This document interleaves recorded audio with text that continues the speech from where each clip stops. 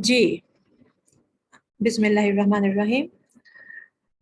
आज का हमारा जो टेंस है, जो हम समझेंगे, जिसके बेसिक्स को जानेंगे, पढ़ेंगे, वो है द प्रेजेंट कंटिन्यूअस टेंस, या जिसको द प्रेजेंट प्रोग्रेसिव टेंस भी कहा जाता है।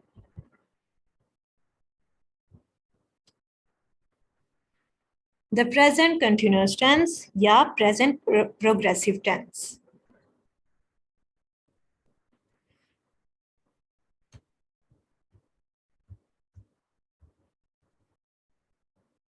अब ये कुछ एग्जांपल्स आपके सामने आ रही हैं, इन पे जरा गौर कीजिएगा।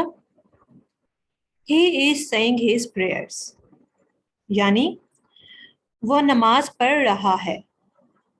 He is teaching in a private school, वो एक प्राइवेट स्कूल में पढ़ा रहा है।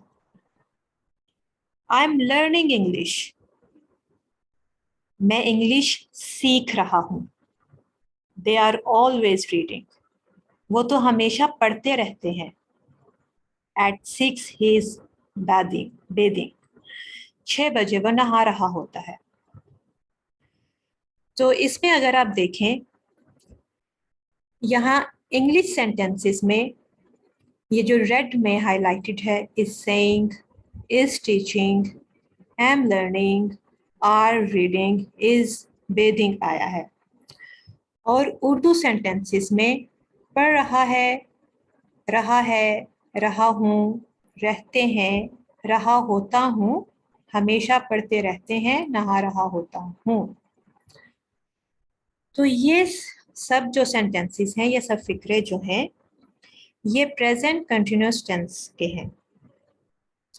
तो अगर हम इसकी डेफिनेशन देखें, तो we use the present continuous tense to indicate continuing actions that are happening now, and sometimes to indicate actions that happen continually in present।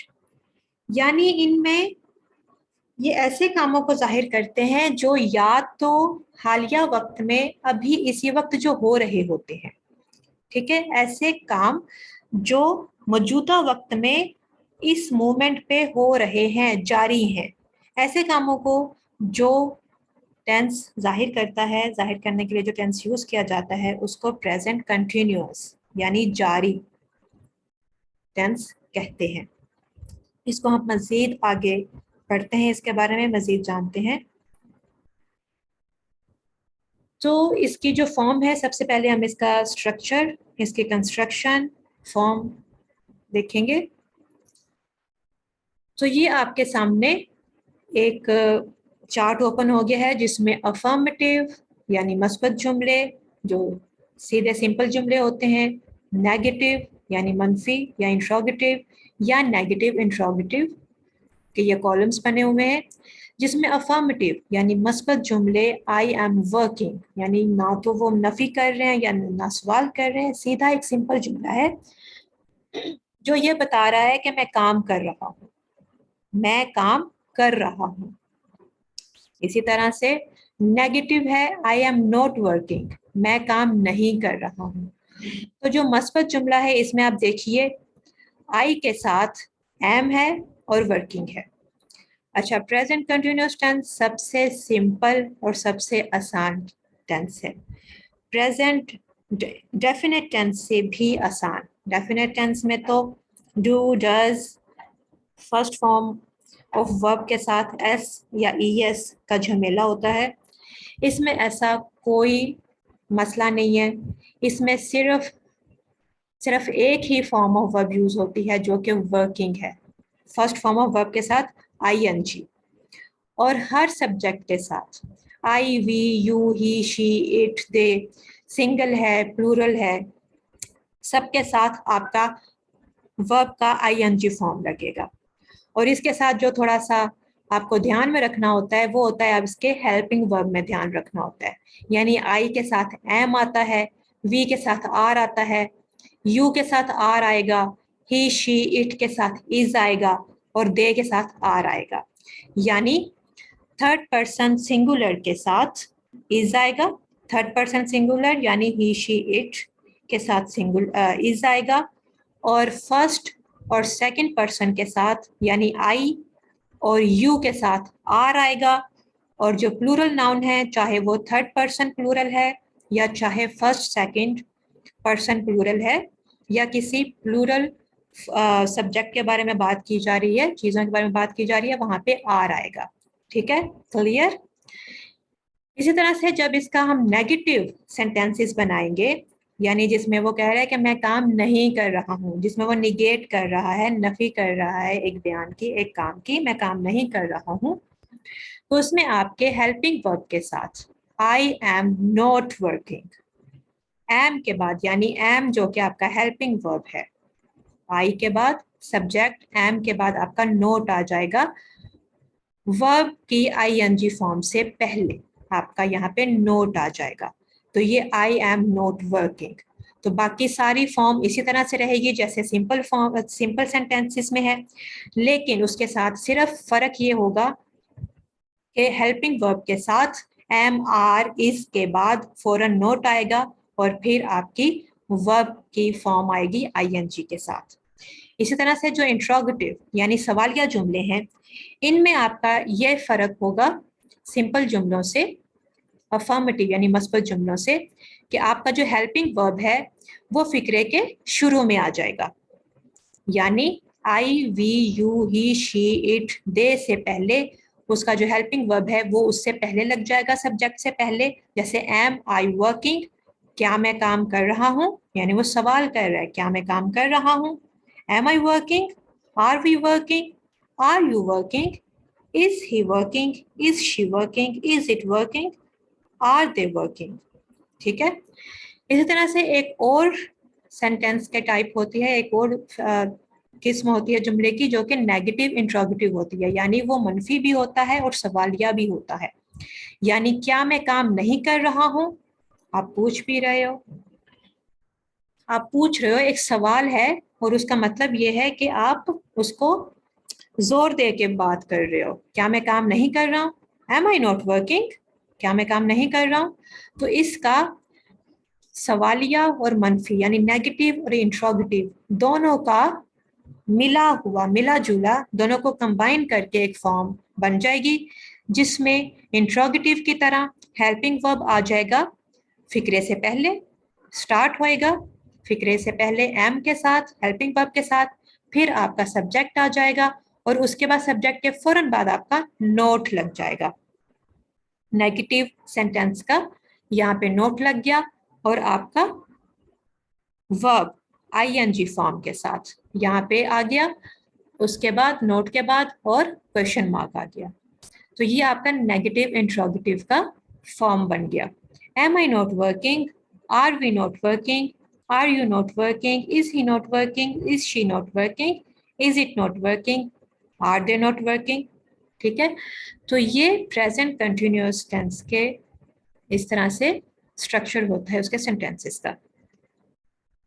इसको हम मजीद आपको सिंप्लीफाई करके मैं आपको बता देती हूँ कि अफर्मेटिव सेंटेंसेस, आप ये नोट, आप नोट्स अपने बना रहे हैं, नोट्स रूल बनाइए अपने, जिसमें आप ये पॉइंट्स नोट कीजिए। यानी अफर्मेटिव सेंटेंसेस का जो फॉर्मूला है, जो उसके सेंटेंस स्ट्रक्चर का जो फॉर्मूला है, वो कुछ इस तरह से बनता है।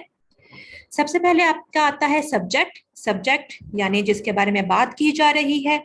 उसके बाद आपका आ जाता है helping verb is, am, are. उसके बाद आपकी वर्ब की फर्स्ट फॉर्म आ जाती है जिसको इन्फिनिटिव फॉर्म भी कहते हैं, और उसके बाद आपका वर्ब की फर्स्ट फॉर्म के साथ आईएनजी लग जाएगा। ठीक है, आई के साथ आपका हेल्पिंग वर्ब होगा एम, यू और प्लूरल नाउन के साथ होगा आर, और singular third person singular noun के साथ होगा इज। ये आपका फॉर्मूला है प्रेजेंट कंटिन्यूअस के लिए सेंटेंस स्ट्रक्चर का।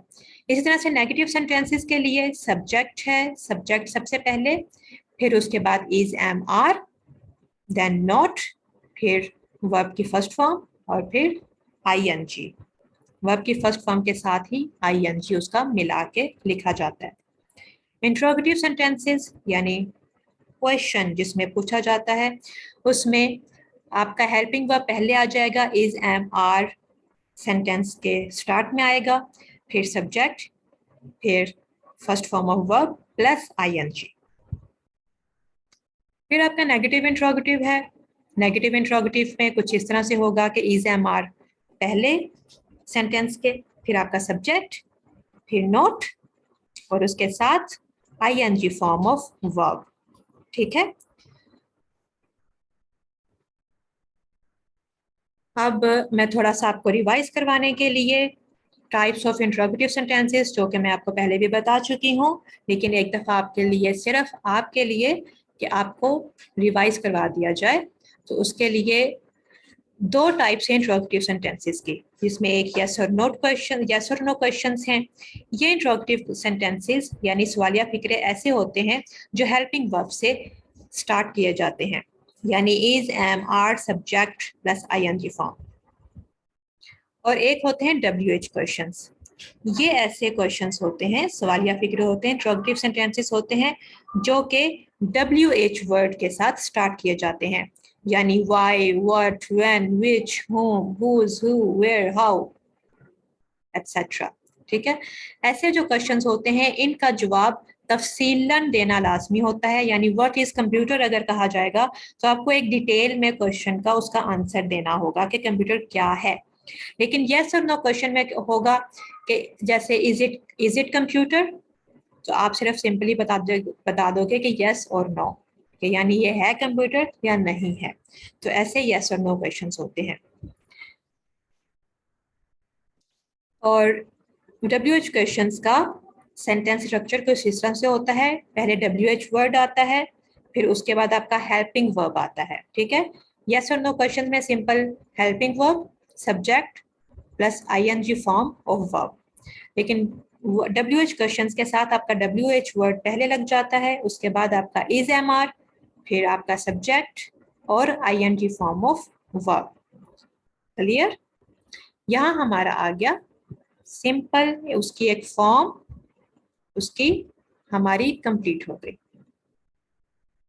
एक और चीज आपको बताती चलूं कि जब एक सेंटेंस लिखा जाता है जिसमें जो काम करने वाला है वो एक से ज्यादा काम कर रहा है, एक इंसान के बारे में बात की जा रही है और वही एक इंसान के मुख्तलिफ कामों के बारे में बात की जा रही है, तो वहां पे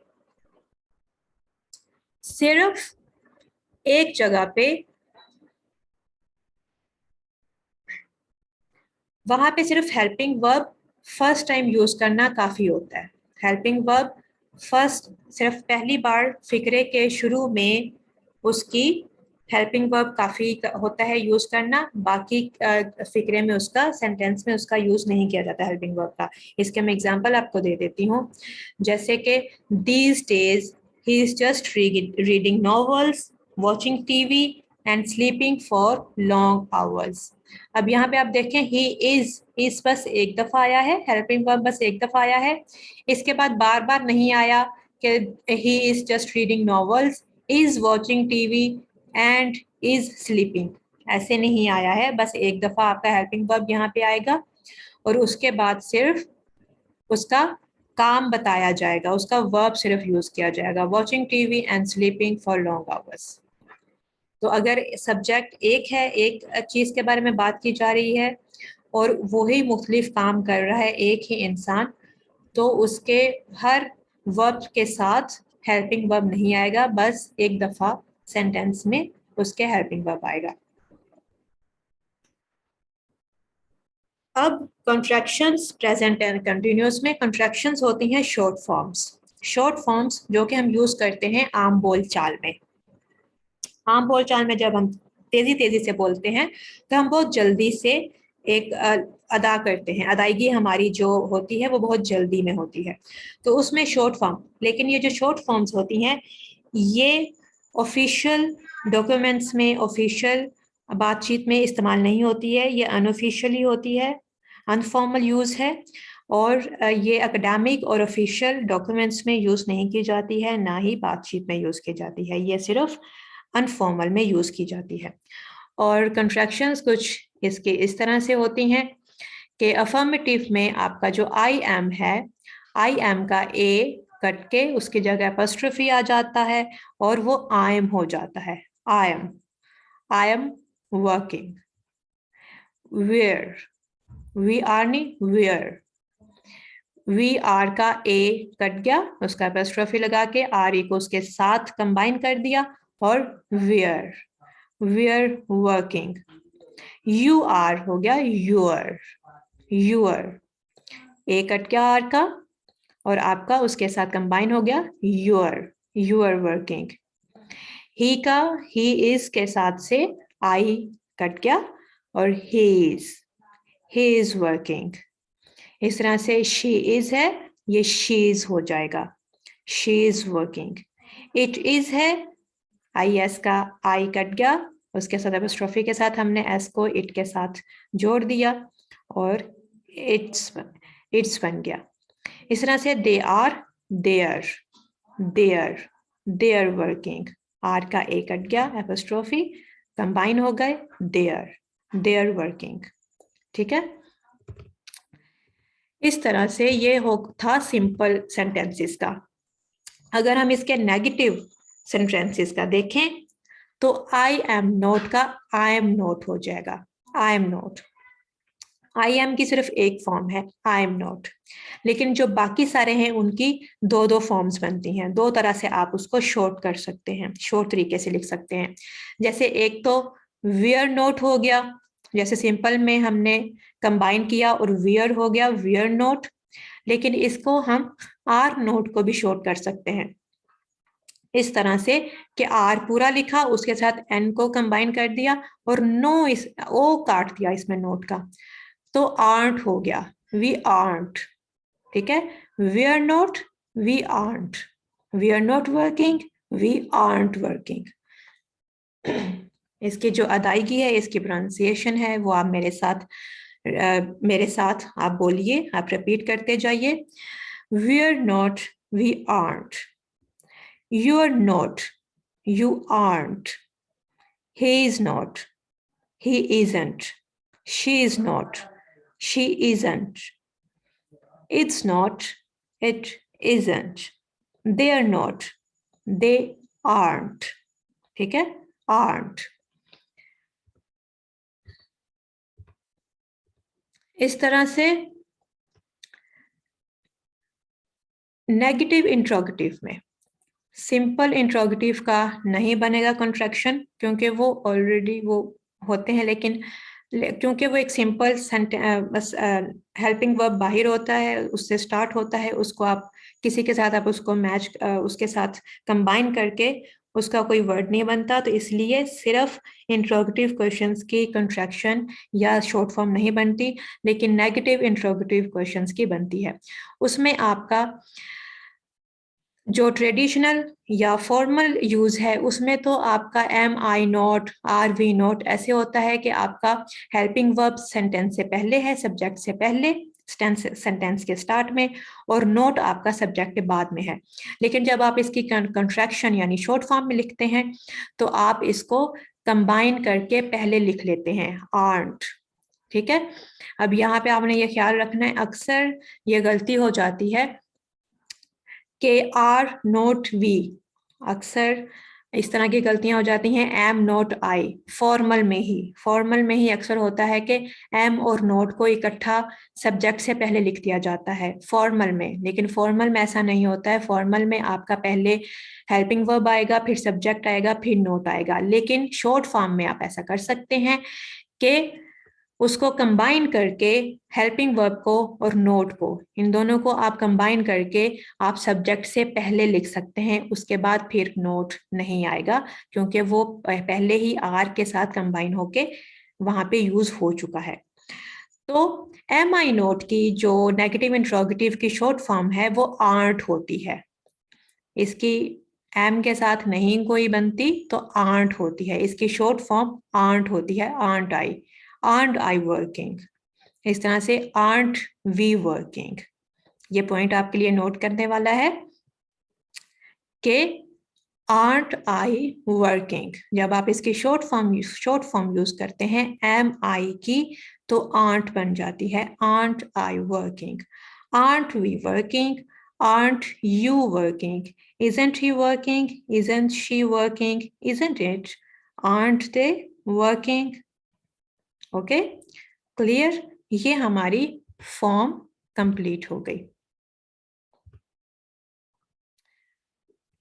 हमारी सिंपल हेल्पिंग वर्ब्स की फॉर्म कंप्लीट हो गई। अब यहाँ पे WH की भी, WH वर्ड्स के साथ भी हम इसकी देख लेते हैं कि उसके साथ कैसे बनती है। तो यहाँ पे आपका इंट्रोगेटिव क्वेश्चन है why is he working.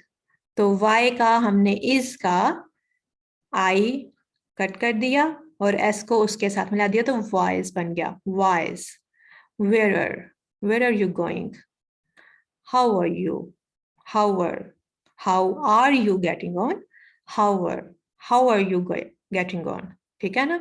How are you, where are you going, ठीक है। जब आप जल्दी में बोलते हो वेयर आर नहीं, where are you going, how are you getting in, how are you के बजाय हाउ आर यू। जब आप अनफॉर्मल वे में अपने दोस्तों से, फैमिली में बात करते हैं तो आप इस तरह से जल्दी से अदायगी करते हैं, तो इस तरह से यूज करते हैं और लिखने में भी इस तरह से आप इस्तेमाल करते हैं। अब यहाँ पे फॉर्म तक किसी को कोई इशू तो नहीं है? मैं आपसे कुछ क्वेश्चन कर सकती हूँ फॉर्म के हवाले से। अगर मैं आपको एक सेंटेंस दूं, मैं आपकी यहाँ पे थोड़ा सा आपका टेस्ट ले लूंगी आपका फॉर्म का। तो मैं आपको एक सेंटेंस दे रही हूँ, उस सेंटेंस को आप करके बताइए। सॉरी, उस सेंटेंस को आप मुझे करके दिखाइए।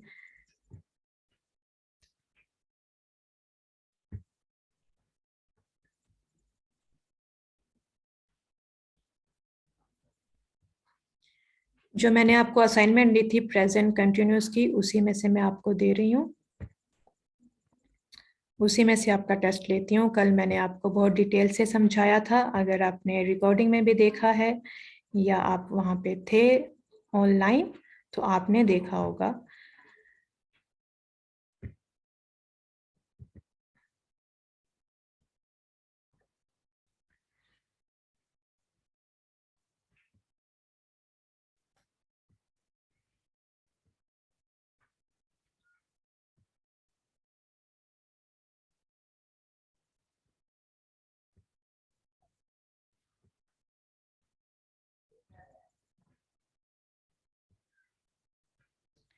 जी, ये एक्सरसाइज है जो कि प्रेजेंट इंडेफिनिट टेंस के लिए की गई थी।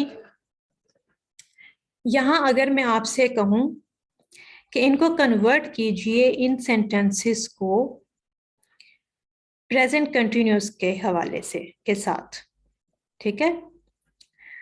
I always fall asleep watching TV. तो ये तो है प्रेजेंट इंडेफिनिट के साथ इसका हुआ हुआ, इसका कन्वर्ट हुआ हुआ है थर्ड पर्सन सिंगुलर के साथ। आप थर्ड पर्सन वाला ये वाला भी कर सकते हैं, इस वाले को, I always fall asleep watching TV. तो इसको आप प्रेजेंट कंटिन्यूअस में कन्वर्ट करेंगे तो उसकी फॉर्म क्या बनेगी?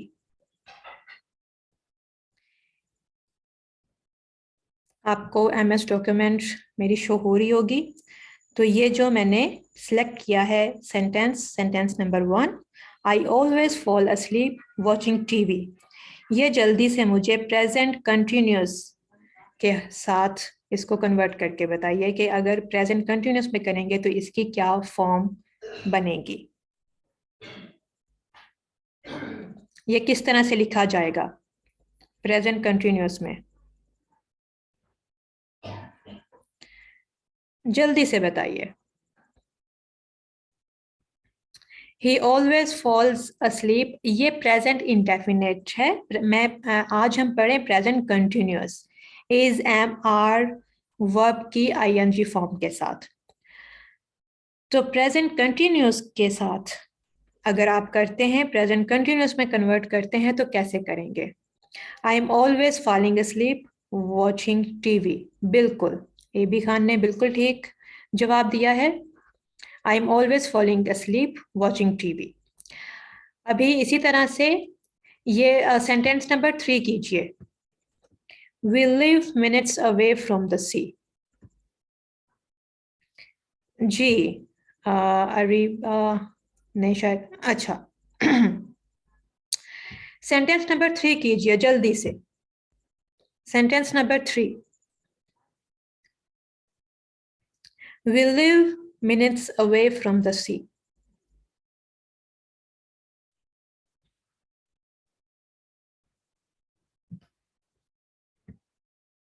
We are living minutes away from the sea. बिल्कुल, माजिद ने बिल्कुल ठीक जवाब दिया। We are।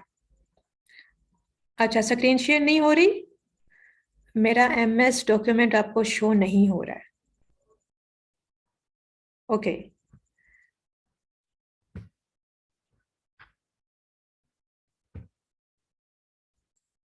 ठीक है, मैं वापस शेयर करती हूँ। सॉरी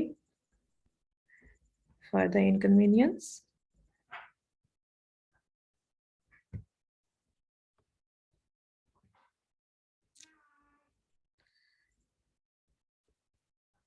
अभी आप देख सकते हो।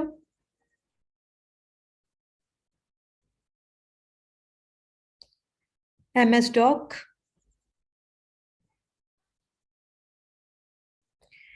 We are living minutes away from sea. बिल्कुल। अच्छा, आई डू नॉट, सिर्फ इतने का कीजिए। I do not smoke cigarettes. I don't smoke cigarettes. ठीक है,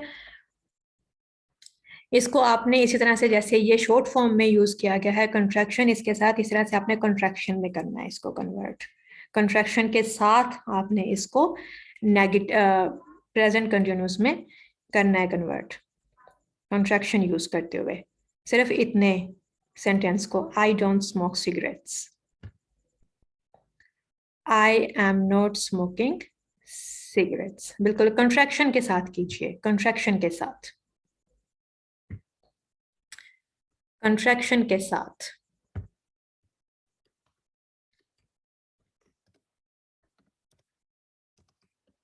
I am not smoking cigarettes. ठीक है, तो ये आपका हो गया आई एम नॉट प्रेजेंट इंडेफिनिट।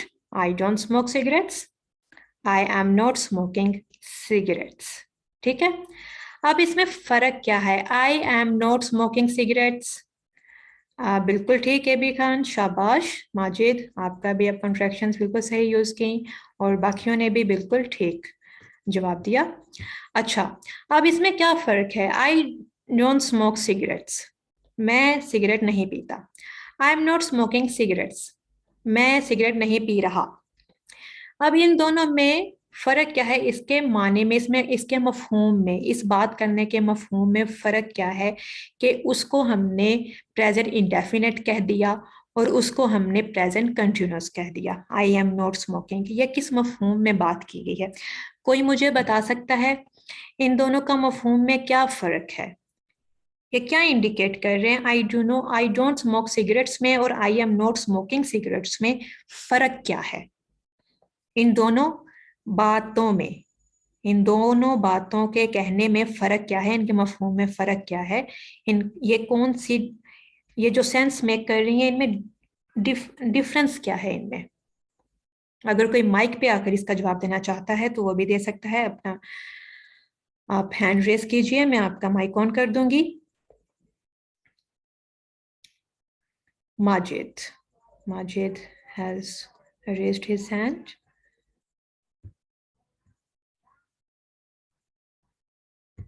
जी, जी माजिद। मैम, फर्स्ट में हमारे पास उन्होंने हमें एक हैबिट के बारे में बताया, जो कि हम बता रहे हैं कि we are not use to smoke cigarettes, यानी वो हमारी हैबिट नहीं है।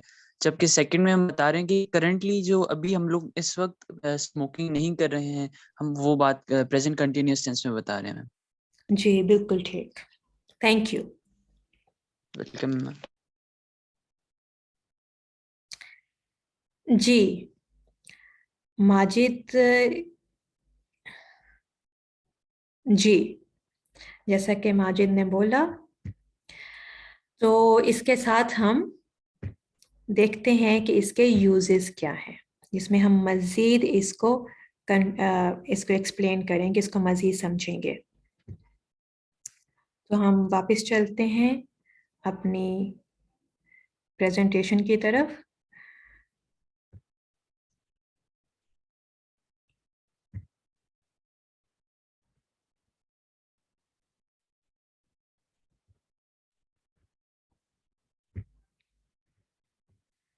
जी, यहाँ पे when to use present continuous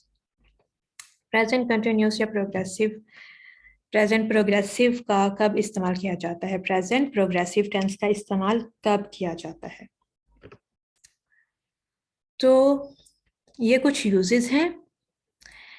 now, ऐसे काम जो कि इस लम्हे, इस वक्त हो रहे हैं, इस वक्त जारी हैं, इस वक्त हो रहे हैं, ठीक है ना। जैसे कि he is having his lunch, वो इस वक्त अपना वो लंच कर रहा है, अभी वो दोपहर का खाना खा रहा है। या फिर राइट नाउ, अब ये जो राइट नाउ इसके साथ वर्ड आ गया है, ये मजीद इसकी सेंस को क्लियर कर रहा है कि जो राइट नाउ अभी इस वक्त किए जा रहे होते हैं काम, उनको ये इंडिकेट करता है। प्रेजेंट प्रोग्रेसिव टेंस उसको जाहिर करता है, उन कामों को। यानी right now he is driving to his office, अभी इस वक्त वो क्या कर रहा है, इस वक्त जब मैं बात कर रही हूँ उस वक्त वो क्या कर रहा है, right now he is driving to his office, इस वक्त वो अपने ऑफिस जा रहा है। इस वक्त मैं क्या कर रही हूँ, इस वक्त मैं I am teaching at the moment, ठीक है ना, राइट नाउ। अच्छा, एक तो हो गया जो इस लम्हे, इस वक्त में काम हो रहा है। अब दूसरा इस्तेमाल है हमारा around now.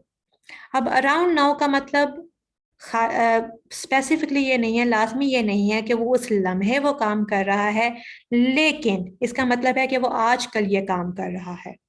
Right now he is taking the class, बिल्कुल। अनस मिर्जा, बिल्कुल। Right now he is taking the class, right now you are taking the class, ठीक है। Right now you are in the class. तो अराउंड नाउ जो आजकल में चीजें हो रही हैं, आजकल इन दिनों में वो क्या कर रहा है, लाजमी नहीं है। जैसे these days he is learning English, अब इसका मतलब लाजमी नहीं है कि वो इस लम्हे बैठकर इंग्लिश लर्न कर रहा है, लेकिन ये है कि आजकल, जैसे आजकल आप वो कोर्स ले रहे हो, आजकल आप लर्न कर रहे हो, आजकल आप वो चीज़ कर रहे हो, इन दिनों में, इस टाइम पीरियड में। तो उसके लिए आप प्रेजेंट कंटिन्यूस यूज करते हो, प्रेजेंट प्रोग्रेसिव का इस्तेमाल करते हो। These days he is learning English, या फिर he is writing a book about the recent developments in world politics, आजकल वो किताब लिख रहा है दुनिया में होने वाली सियासी तरक्की के बारे में। These days he is doing the course of English, बिल्कुल।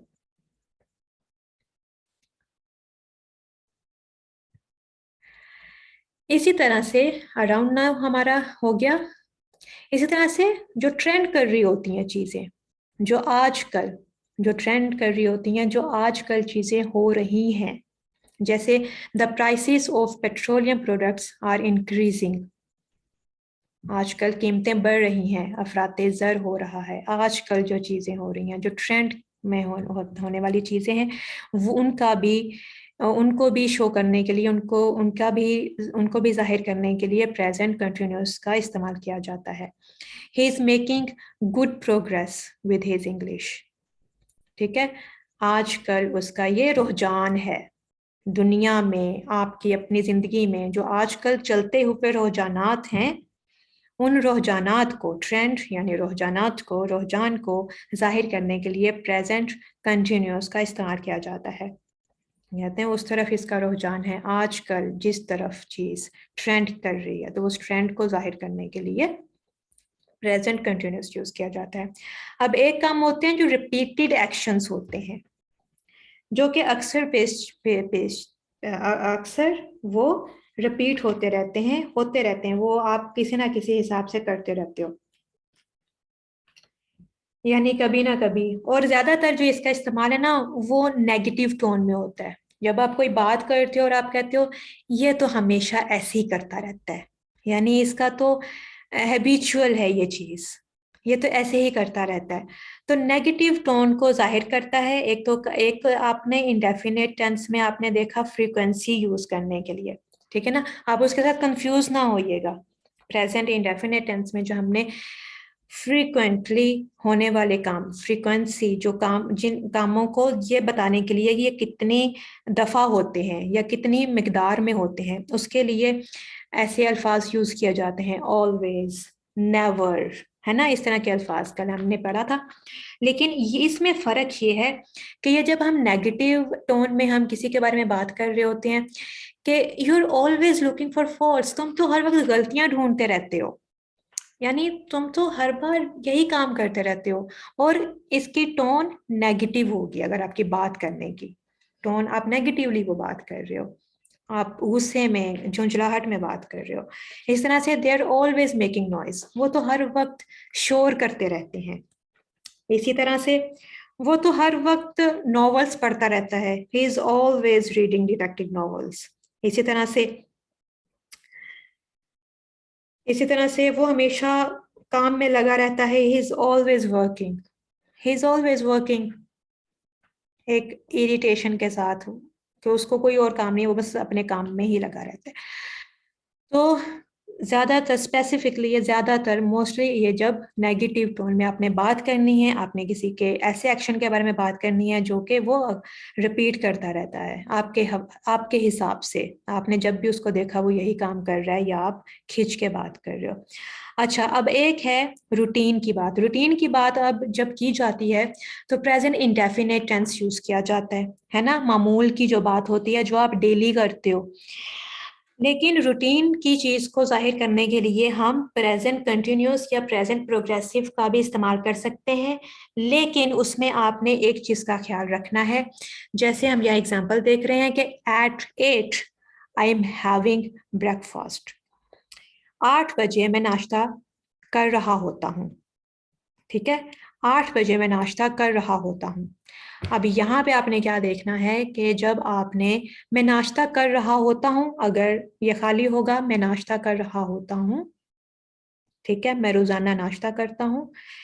लेकिन अगर उसके साथ आपका टाइम मेंशन्ड है, और अगर आपने प्रेजेंट कंटिन्यूस का इस्तेमाल करते हुए उसको करना है, अपनी रूटीन को जाहिर करना है, तो उसके साथ आपका पॉइंट ऑफ टाइम मेंशन करना जरूरी है। जब पॉइंट ऑफ टाइम उसके साथ मेंशन होगा, तो उसको आप प्रेजेंट कंटिन्यूस का इस्तेमाल करते हुए अपनी उस रूटीन को जाहिर करोगे, ठीक है, क्लियर, कि प्रेजेंट इंडेफिनेट के साथ पॉइंट ऑफ टाइम मेंशन नहीं होगा, लेकिन प्रेजेंट कंटिन्यूस के साथ आपका पॉइंट ऑफ टाइम, यानी किस टाइम पे वो चीज हो रही होती है। ही प्लेज क्रिकेट, अगर कहें कि वो क्रिकेट खेलता है, ठीक है, इंडेफिनेट, लेकिन at 5 he is playing cricket, 5 बजे वो क्रिकेट खेल रहा होता है, at 5 he is playing cricket, ठीक है, समझ आई। अब इसमें अगर आप उर्दू में देखेंगे इसके ट्रांसलेशन, तो आप कहोगे 8 बजे वो नाश्ता कर रहा होता है, ता भी है, रूटीन की चीज है, लेकिन क्या चीज हमें बताएगी कि उसको प्रेजेंट कंटिन्यूस में हमने प्रेजेंट कंटिन्यूस का यूज करते हुए हमने उसको लिखना है, तो वो है ये पॉइंट ऑफ टाइम। जहाँ पे ये पॉइंट ऑफ टाइम मेंशन हो जाएगा, वहां पे आप उसको प्रेजेंट कंटिन्यूस यानी इज, एम, आर और आई एन जी वर्ब की आई एन जी फॉर्म के साथ उसको आप लिखोगे, ठीक है। इसी तरह से जो आर्जी तौर पे चीजें होती हैं, टेम्परेरी होती हैं, कि वो हर वक्त वो चीज नहीं कर रहे होते, या हर वक्त उनकी वो काम नहीं है, लेकिन अभी आर्जी तौर पे है। ये आर्जी कैफियत को जाहिर करने के लिए भी होता है, यानी फॉर एग्जाम्पल, जैसे अगर हम कहें, अगर एक इंसान की फितरत है कि वो सेल्फिश है, वो खुदगर्ज है, तो हम कहेंगे ही इज सेल्फिश, ठीक है। लेकिन अगर हम कह रहे हैं कि वो सेल्फिश है तो नहीं, फितरतन तो नहीं है, लेकिन इस वक्त वो खुदगर्ज हो रहा है, तो उसके लिए हम इस वक्त वो हो रहा है, वक्ती तौर पे हो रहा है, तो वक्ती तौर की उस कैफियत को जाहिर करने के लिए हम उसमें प्रेजेंट कंटिन्यूस का इस्तेमाल करेंगे, यानी ही इज बीइंग सेल्फिश। इसी तरह से we are staying at a hotel, हम हमेशा तो नहीं रह रहे होते हैं, लेकिन इस वक्त हम होटल में स्टे कर रहे हैं, वी आर स्टेइंग, हम होटल में क्याम कर रहे हैं, we are staying at hotel. इस तरह से फ्यूचर के बारे में भी जब हम बात करना चाहते हैं, लेकिन फ्यूचर के लिए भी वही वाला फॉर्मूला है जो कि रूटीन के लिए है, क्योंकि वो प्रेजेंट इंडेफिनिट का है। वैसे तो रूटीन की चीज प्रेजेंट इंडेफिनिट के साथ जुड़ी हुई है, लेकिन उसके साथ पॉइंट ऑफ टाइम मेंशन होगा, तो प्रेजेंट कंटिन्यूस के तहत वो लिखा जाएगा।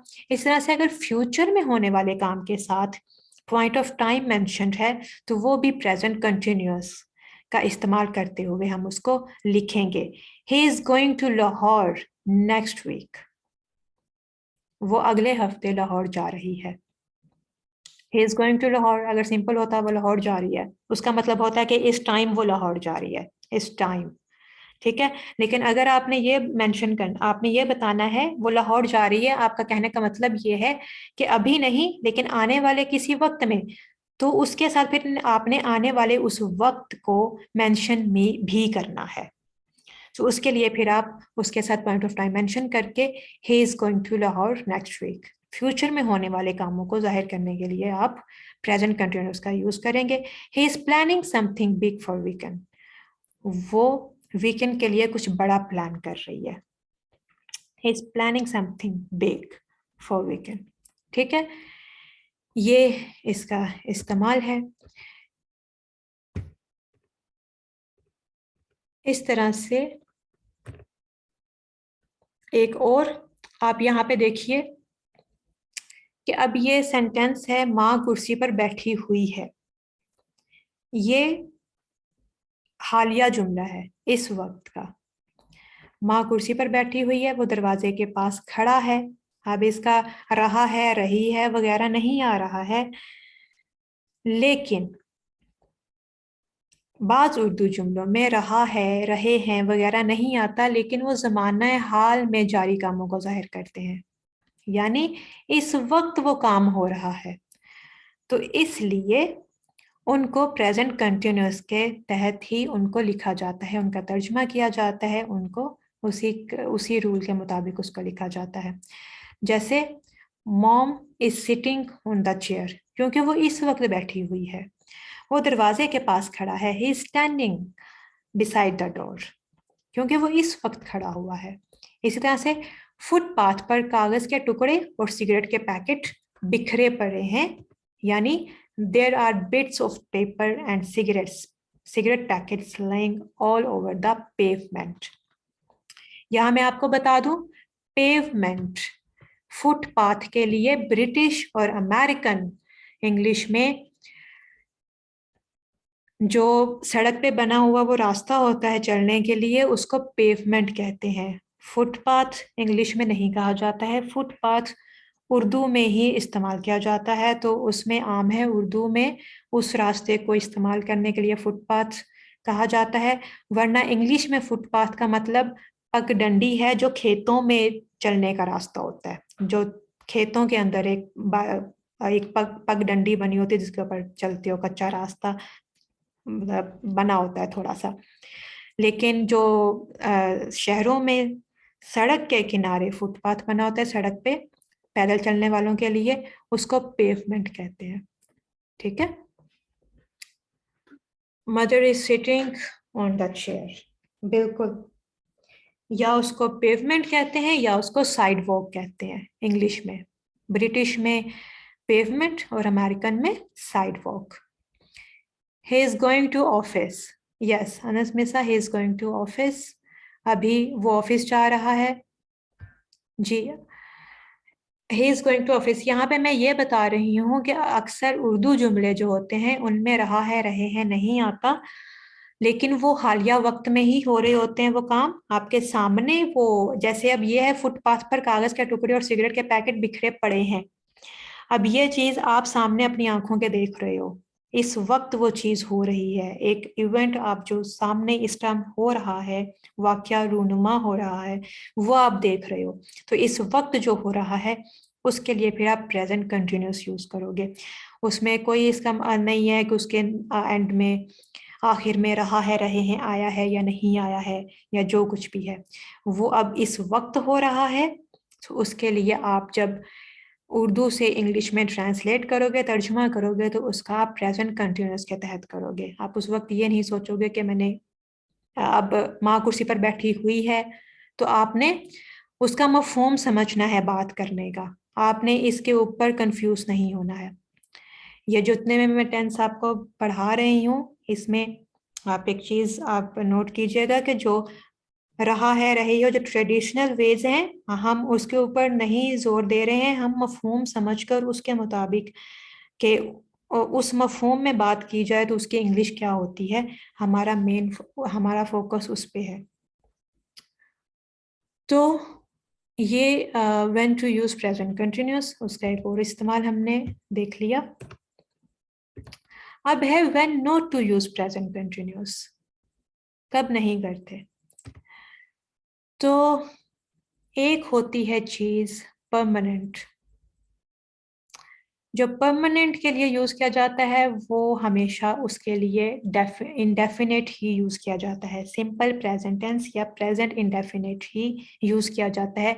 ये वाले इस्तेमाल इसमें गलत होते हैं, ठीक है। I am living in America, नहीं, आई लिव इन अमेरिका, या I come from America, I live in America, ठीक है ना। कभी भी परमानेंट मुस्तकिल, अगर आप कहीं काम कर रहे हो मुस्तकिल लेवल पे, तो वहां पे आप कभी भी प्रेजेंट कंटिन्यूस का इस्तेमाल नहीं कर रहे हो। अगर आप इन दिनों में रह रहे हो, बस इन दिनों में, तो फिर आप कह सकते हो आई एम लिविंग इन अमेरिका, यानी कुछ दिन के लिए, कुछ टाइम के लिए हो आप।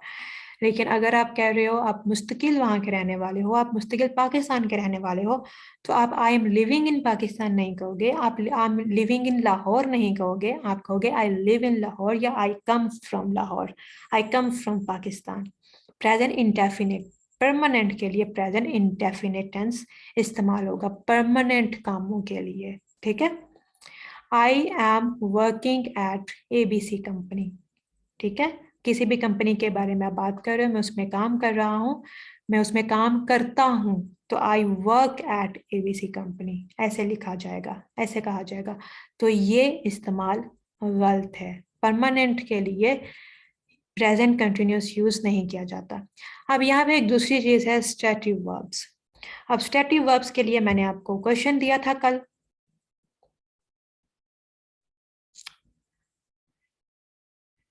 जी सॉरी, मिस्टेक है यहाँ पे, एक टाइपिंग मिस्टेक है, आई एम है यहाँ पे, ये माजरत इस मिस्टेक के लिए। I am working at ABC company. तो अच्छा, बहरहाल स्टैटिव वर्ब्स का मैंने आपको कल एक क्वेश्चन दिया था, स्टैटिव verbs, what is the difference between स्टैटिव and dynamic verbs. तो कोई उसका जवाब दे पाएगा?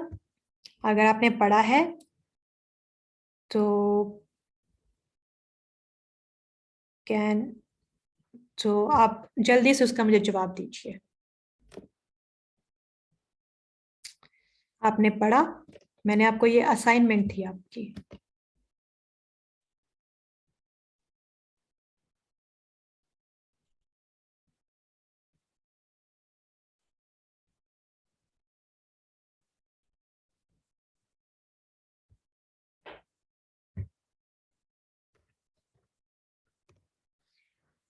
जल्दी से आप उसका जवाब लिखिए, तब तक मैं आपको बता दूं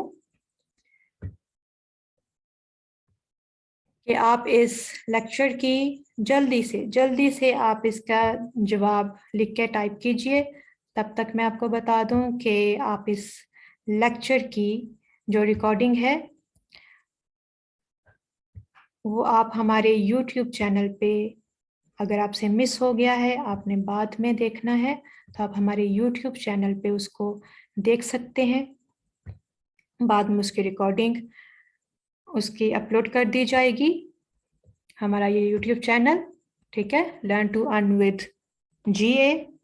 इसको आप सब्सक्राइब कीजिए और इसको शेयर भी कीजिए, इसकी वीडियो शेयर कीजिए। इस पे डिफरेंट आपके ऑनलाइन कोर्सेज करवाए जाते हैं और उनकी वीडियोस यहाँ पे अपलोड की जाती हैं, ठीक है, जिसमें एसईओ के लेक्चर्स हैं, फ्रीलांसिंग से रिलेटेड आपके लेक्चर्स। और ये भी जो हमारा कोर्स है ये बेसिकली फ्रीलांसिंग से ही रिलेटेड है। फ्रीलांसिंग एक स्किल जो आप एज अ फ्रीलांसर ऑनलाइन आप सेल कर सकते हो, जो कि कंटेंट राइटिंग की है। तो इंग्लिश आपको वही कंटेंट राइटिंग में आपकी हेल्प करेगी। तो इसमें आपको डिफरेंट कोर्सेज के, आपको डिजिटल एप्लीकेशंस की तरफ से जो डिफरेंट कोर्सेज करवाए जाते हैं वो यहाँ पे अपलोड किए जाते हैं। और इसी तरह से आप learn to earn from internet, वो भी आप लाइक कीजिए, ज्वाइन कीजिए और इनवाइट भी कीजिए। यहाँ आपको मुख्तलिफ कोर्सेज के इनविटेशंस, नोटिफिकेशंस, उनके बारे में मुख्तलिफ न्यूज़ अपडेट्स और डिस्कशंस आपको यहाँ पे मिलेंगी। तो आप यहाँ ज्वाइन कर सकते हैं, इनवाइट कर सकते हैं और कीजिए, लाजमी कीजिए। और कोई भी आपका लेक्चर के बाद आप यूट्यूब चैनल पे आप लेक्चर पर सुन रहे हैं, कोई सा भी लेक्चर सुन रहे हैं, उससे रिलेटेड आपका कोई क्वेश्चन है आप यहाँ पे पोस्ट कर सकते हैं, या वैसे आपका क्वेश्चन है तो आप इस फेसबुक ग्रुप में आप अपना डिस्कशन कर सकते हैं। तो इतने में आप लोगों ने अपना आंसर लिख दिया है, okay. Anas Mirza, verbs in English can be classified into two categories. Static verbs, अच्छा, ठीक है, static verbs and dynamic verbs. Dynamic verbs sometimes referred to as action verbs. Usually describe actions we can take or things that happen. Static verbs usually refer to a state or condition which is not changing or likely to change. ठीक है अनस मिर्जा, आप इसको explain करना चाहोगे? Mic पे आकर आप इसको एक्सप्लेन करना चाहोगे? क्या आपको इसकी समझ आई है? मैं जानना चाह रही हूँ कि क्या आपको इसकी समझ आई है, और बाकियों को भी उससे फिर समझने का मौका मिलेगा, उनको भी हेल्प होगी। या किसी और ने पढ़ी हो और आसान लफ्जों में वो बताना चाहता हो, शेयर करना चाहता हो, तो माइक पे आके शेयर कर सकता है, या फिर लिख के भी आप बता सकते हो। जो कि सबको, जिन्होंने कभी इसका नाम नहीं भी सुना, डिनामिक और स्टैटिक वर्ब्स के बारे में नहीं पढ़ा, नहीं सुना, उनको भी हेल्प हो जाए, उनको भी पता चल जाए। वैसे हमारे यहाँ पे डिस्कशन में एक स्टूडेंट ने बहुत अच्छे से, वैसे काफ़ी सिंपल वे में उसका आंसर लिखा है। कल जो मैंने पूछा था उसकी पोस्ट में,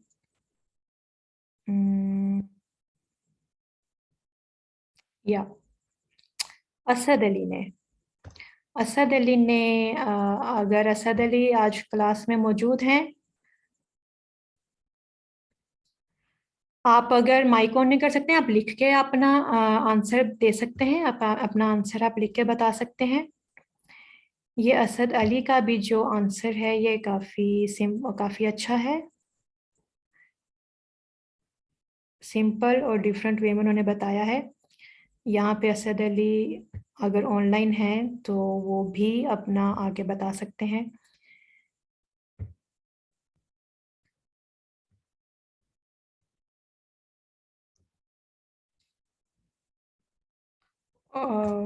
ओके, तो असद अली ने कुछ ऐसे लिखा है कि dynamic called short state of action, ऐसा काम जो कुछ देर हो फिर स्टॉप भी हो जाए, मतलब कि मुसलसल ना हो। लाइक दे प्ले क्रिकेट, मतलब कि एक मखसूस टाइम में क्रिकेट खेलेंगे फिर रुक जाएगा, उसे डिनामिक वर्ब्स कहते हैं।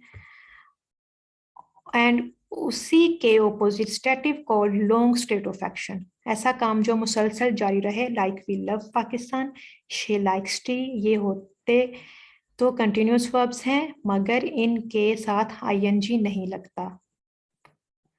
अब इन्होंने बहुत सिंपल वे में करके, जी हाँ, आपने भी कमेंट में बताई और बहुत अच्छी बताई। तो आप इसको आपने भी बताई और इन दो लोगों ने कमेंट किया, thank you so much, I appreciate. और मैं आप सबको कहूंगी कि ज़्यादा से ज़्यादा ग्रुप में इस तरह के क्वेश्चंस में पार्टिसिपेट किया करें, ताकि इसका मकसद यह है कि दूसरों की भी हेल्प होती है, जिसको नहीं पता उसको भी समझ आ जाए। तो डिनामिक और स्टैटिक वर्ब जो होते हैं वो एक, जैसे जो असद अली की डेफिनेशन के मुताबिक उन्होंने बड़ा एक सिंपल और बड़ा एक जैसे पाकिस्तानी वर्जन दिया है, लेकिन बहुत अच्छा है, मुझे अच्छा लगा इसका। अच्छा, इसको हम अगर कहेंगे तो इसका ये मतलब होता है डिनामिक का, कि जो एक्शन वर्ब्स होते हैं, जो काम किए जाते हैं, उनको फिजिकली किया जाता है। और स्टैटिव वो होते हैं जो कैफियत को जाहिर करते हैं। स्टैटिव स्टेट को जाहिर करते हैं, स्टेट, ठीक है ना, कैफियत को जाहिर करते हैं या फीलिंग्स को जाहिर करते हैं। जैसे लाइक है, ये फीलिंग है, ये स्टेट, एक स्टेट है, ठीक है, उसकी हालत है, कैफियत है। तो वो स्टेटिव वर्ब्स होते हैं। और जो एक्शन वर्ब्स होते हैं, जो कोई ना कोई फिजिकली कोई ना कोई काम करने को जाहिर कर रहे होते हैं, उनको डिनामिक कहा जाता है। तो असद अली की डेफिनेशन के मुताबिक ये ठीक है कि जो कैफियत होती हैं वो मुस्तकिल होती हैं। आप लाइक करते हो, लव करते हो, आप फील करते हो, तो वो मुस्तकिल, लॉन्ग टर्म मुस्तकिल होती हैं। लेकिन जो आप एक्शन कर रहे होते हो, एक्शन कुछ टाइम के लिए होता है, फिर नहीं होता है, फिर खत्म हो जाता है। 10 घंटे आपने क्रिकेट खेली, उसके बाद नहीं होगी। तो उनकी डेफिनेशन के मुताबिक उसका मतलब उस इस लिहाज से उन्होंने ये कहा है। तो डिनामिक वर्ब्स, जैनब अकरम कह रही हैं, verb that describes an action, for example eat, walk, grow, etc, etc. और स्टैटिव verbs describe a state rather than action, for example love, hate, etc. बिल्कुल ठीक, ठीक है। तो उम्मीद करती हूँ कि सब लोगों को आसानी से ये समझ आ गई होगी कि जो हमारे फिजिकल जो हम काम करते हैं ना, जो वर्ब उन चीज़ों को जाहिर करते हैं ना, जो वर्ड्स, एक्शन वर्ड्स, वो डिनामिक वर्ब्स हैं। और जो हमारी हालत और कैफियत को, लाइक, लव, हेट वगैरह को आप जाहिर करते हैं, वो स्टैटिव वर्ब्स होते हैं। अब जो स्टैटिव वर्ब्स होते हैं ना, अच्छा, अब हम जाते हैं अपनी प्रेजेंटेशन की तरफ। जो स्टैटिव वर्ब्स होते हैं, हमारे स्टैटिव वर्ब्स की आईएनजी फॉर्म नहीं बनती, ठीक है ना, कभी भी उनकी आईएनजी फॉर्म नहीं बनती।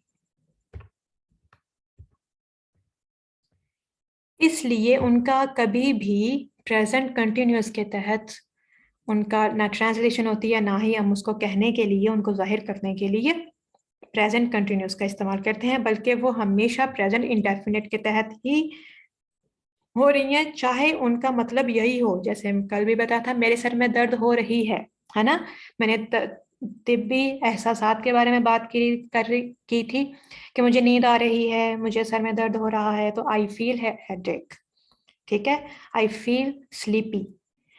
तो इसलिए, क्योंकि स्टैटिव वर्ब्स जो होते हैं उनके साथ आईएनजी नहीं लगता, ठीक है ना। अंडरस्टैंडिंग नहीं होगा, आई एम अंडरस्टैंडिंग इंग्लिश, ये नहीं होगा, आई अंडरस्टैंड इंग्लिश, मैं इंग्लिश समझता हूँ। We are liking the show, ये गलत है, we like the show. They are having a car, गलत है, they have a car. Are you needing help, गलत है, डू यू नीड हेल्प, ठीक है। स्टैटिव वर्ब्स कभी भी प्रेजेंट कंटिन्यूअस के में यूज नहीं होते, इनका हमेशा ये प्रेजेंट इंडेफिनिट में यूज होते हैं, उसके तहत यूज किए जाते हैं, चाहे उर्दू में उनका मतलब रहा है, रही है में हो, लेकिन वो हमेशा present indefinite first form of verb की सूरत में ही लगते हैं, उनके साथ आईएनजी नहीं लगता, ठीक है। तो ये हमारा आज हमारा हो गया प्रेजेंट कंटिन्यूअस टेंस, हमारा कंप्लीट हो गया। अब हम एक क्विक एक्सरसाइज कर लेते हैं प्रेजेंट कंटिन्यूअस टेंस की, ठीक है। कोई क्वेश्चन हो किसी का? बहुत सिंपल था आज का टेंस सबसे आसान है, बहुत सिंपल था और बहुत जल्दी जल्दी हमारा कंप्लीट भी हो गया। थैंक्स। तो अब हम इसकी एक्सरसाइज कर लेते हैं जल्दी से।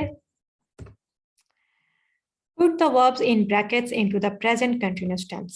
ठीक है ना? She always look for adventure. So she is always looking for adventure. ठीक है? ये जो वर्ड्स होते हैं always, never, ये जो फ्रीक्वेंसी को जाहिर करते हैं, इस तरह के वर्ड्स हमेशा हेल्पिंग वर्ब और वर्ब के दरम्यान में लगाए जाते हैं। ठीक है? अच्छा, अब मैं आपको सेंटेंस दे रही हूँ, आप इसको जल्दी से जल्दी जल्दी जल्दी जल्दी, ताकि मुझे पता चले वाकई में आपको इतनी समझ आ गई कि आपको सोचना भी नहीं पड़ा। He always cause trouble. He always cause trouble, जल्दी से कीजिए। He always cause trouble.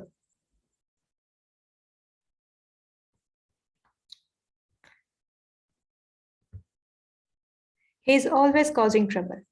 बिल्कुल, he is always causing trouble. अच्छा, these constant delays become a bit of a bore.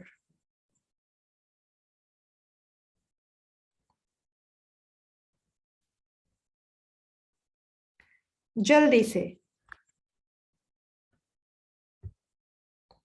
He is always causing. मैं नेक्स्ट सेकंड सेंटेंस पे आ जाइए। Second sentence बिल्कुल ये ठीक है आपका भी। He is always, Yasir Jabbar का भी, माजिद का भी, सबका ठीक है। He is always causing trouble, A B Khan का भी। अच्छा, अब these constant delays become a bit of bore. These constant delays become a bit of a bore. जल्दी जल्दी जल्दी, यहाँ पे मैं आपको थोड़ी सी हेल्प आपको कर देती हूँ कि ये जो दीज कांस्टेंट डिलेज है, ये हमारा सब्जेक्ट है। ओके, आप हेल्पिंग वर्ब लगाना भूल गए हो। डीजी टैग, अनस, these constant delays are becoming a bit of verb, बिल्कुल ठीक। अच्छा, बिल्कुल ठीक माजिद आपका भी, बिल्कुल ठीक है। दीज आर कॉन्स्टेंट डिलेज नहीं, यही मैं बताने लगी थी हसनैन मेहंदी, यहाँ पे आपने गलती कर दी है कि आपने ये समझ लिया कि ये जो है ये फ्रीक्वेंट, ये जो दीज कॉन्स्टेंट डिलेज है ये पूरा पूरा सब्जेक्ट है। ठीक है ना? ये सब्जेक्ट है आपका। कॉन्स्टेंट डिलेज आपका अलग से आपका वर्ड नहीं है, ये पूरा आपका सब्जेक्ट है। ठीक है ना? These constant delays are becoming a bit of bore. ठीक है? अच्छा, he always talk in abstractions. She always talk in abstractions. She always talk in abstractions. She always talks in abstractions. Hurry up, hurry up, hurry up. Hurry up. Third sentence, third sentence. She is always talking in abstraction. Yes, she is always talking in abstractions. The project not move ahead rapidly. The project not move ahead rapidly. This is a negative sentence. This is a negative sentence. She always. Sentence number 4. Sentence number 4. Sentence number 4. She's okay. ठीक है, ठीक है सबका। Sentence number 3 बिल्कुल ठीक है, बिल्कुल ठीक है। She is always talking in abstractions. Question number 4. Sentence number 4. Sentence number 4, which is a negative sentence. The project is not moving ahead rapidly. The project is moving ahead. Digi tag, you have missed note. It is a negative sentence. Digitag uns. Digitag uns. The project is not moving ahead rapidly. बिल्कुल, बिल्कुल ठीक है। Now, the last sentence. You accuse me of lying. This is an interrogative sentence. Question. You accuse me of lying.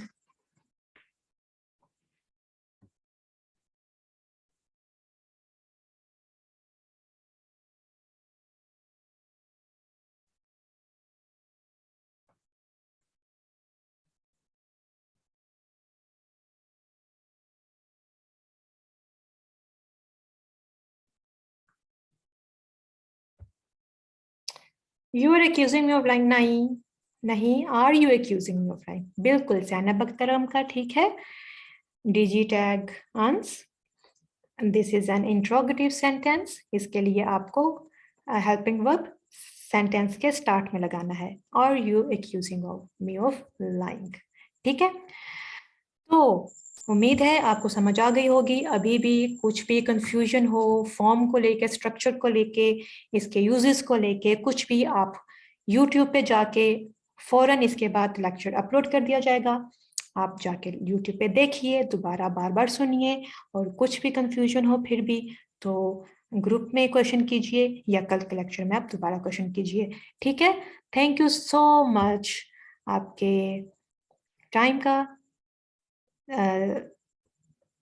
जानते रहिए, सीखते रहिए, आगे बढ़ते रहिए। Thank you. Allah Hafiz.